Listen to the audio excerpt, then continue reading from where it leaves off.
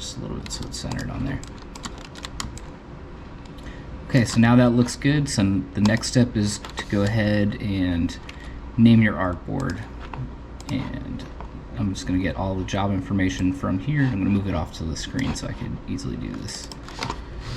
So we're going to do the order number 8147-1-V1-R0 underscore, and we're going to do the size. So I'm just going to do the size of the full back, so it'll be 11 by 10 space 73, so we can put the period in there.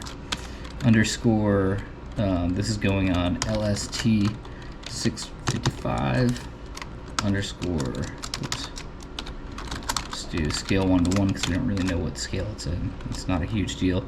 So side, this is going to be 1 and 2 underscore placement left chest full back underscore, we'll just call this Crazy Train for the description, and we're going to go ahead and copy and paste the customer name at the very end like so.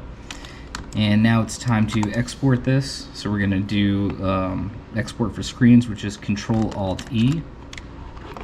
And for now we're going to turn off the additional artboards. Those will come into play when it's approved and we're exporting for production. So we're going to make sure that we got JPEG set to 300 DPI, and now we need to get this into the correct folder. So we'll go to 8147, work files, select export, and now we have our PDF, our workable PDF, and our JPEG for proofing. And now all you need to do is upload it and send it out for proof approval. Thanks for watching.